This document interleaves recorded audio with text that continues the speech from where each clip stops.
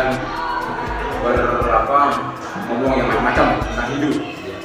Nah, kembali ke pemahaman dari itu, orang kita saja yang meninggalkan bumi, beberapa orang ini tidak banyak, itu pun masih tidak mengerti tentang hidup.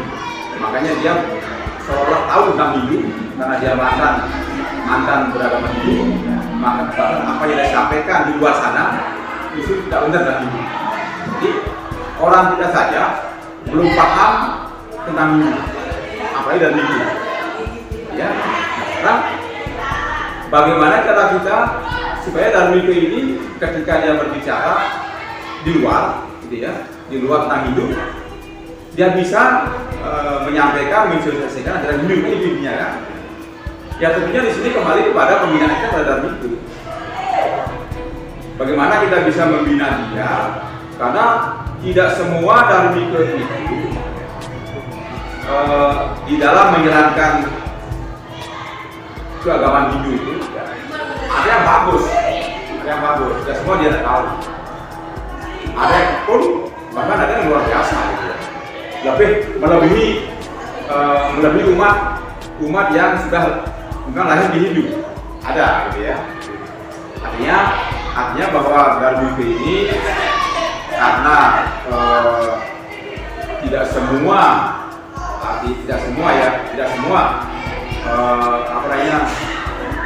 semangatnya, ada yang kendor, ada yang kuat gitu ya.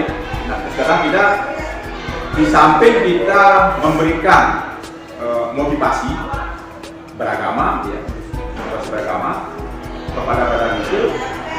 Tadi kembali kita pada penguatan dari kaki di yang 4 tadi ya, seperti tadi ya, 4 tadi ya, penguatan terhadap bakti, kemudian penguatan di bidang Brahma Widya, ya, ilmu tentang pengetahuan hidup, ajaran hidup kita tanamkan, kemudian juga penguatan di bidang etika moral agar dia masuk hidup, meningkat kualitas moralnya, ya.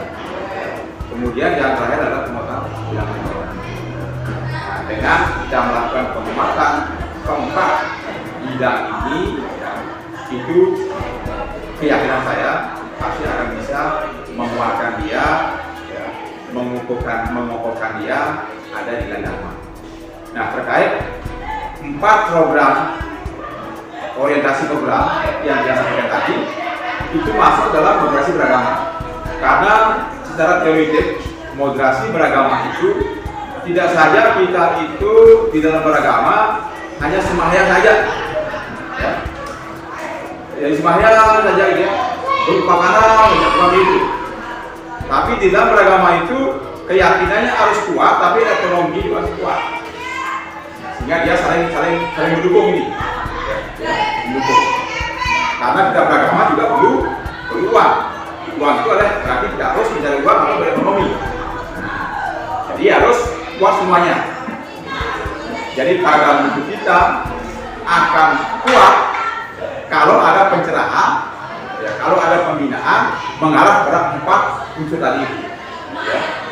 Jadi secara bakti, penguatan Brahma Widyanya, ilmunya, etika moralnya, kemudian ekonominya. Gitu. Kalau dalam moderasi agama itulah senjatanya. Kalau itu sudah kita kuatkan, jadi pada dalam hidup kita bisa kita pergunakan untuk mensosialisasikan agama. Tapi dia paham dulu. Nah, sekarang bagaimana kita untuk berikan pemahaman kepada mereka.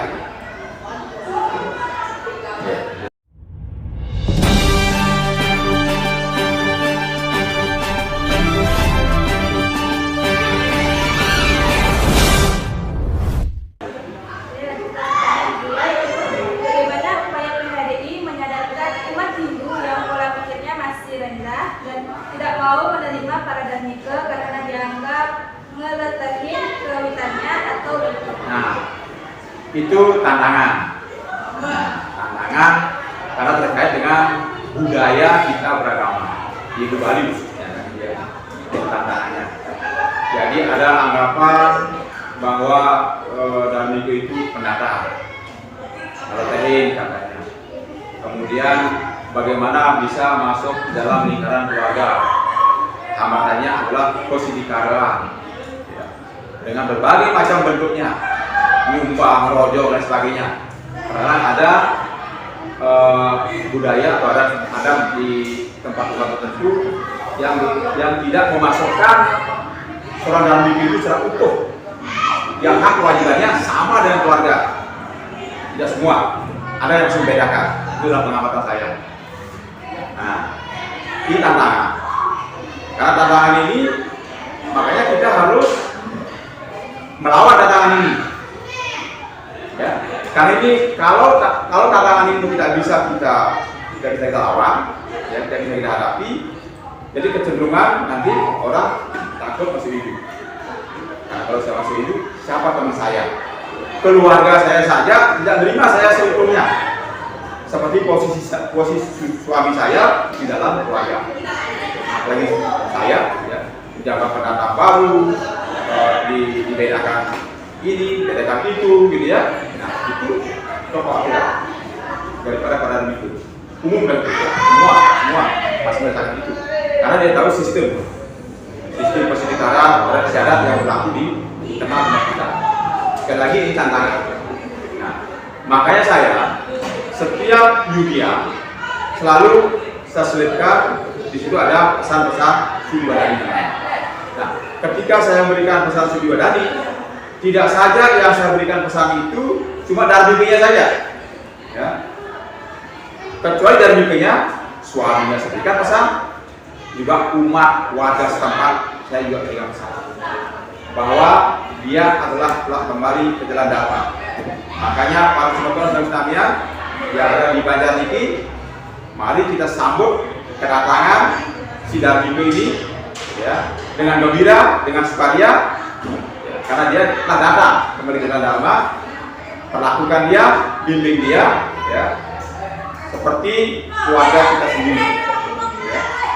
Sama-sama kita ajak dia menguatkan Hindu, ya, dengan maksudnya dia, ya, tambahan kekuatan bagi kita sesungguhnya, ya, dengan maksudnya Darbike ini, ya, tambahan kekuatan bagi kita secara internal Hindu, bukan kita melakukan dia sebaliknya. Itu prinsipnya, ya, prinsipnya. Nah, itu betul-betul himbauan saya kepada umat saya yang ada. Mari kita peduli sama umat, ya. Peduli sama umat, termasuk peduli sama Darbike, karena Darbike itu adalah umat kita sendiri. Jangan lagi kita membesar-besarkan, menguatkan hal-hal yang melemahkan diri kita sendiri. Ataupun ada sistem-sistem tradisi-tradisi yang sulit untuk diubah. Paling tidak sistem itu melindungi pada Darbike. Tapi kalau bisa diubah, disesuaikan, ya, umpamanya kalau sudah Darbike, dia jadi keluarga kita, ya, jadi suaminya sini, jadi ipahnya sini, jadi mantu sini, berarti terima dia secara utuh, perlakukan sama dengan keluarga yang lain.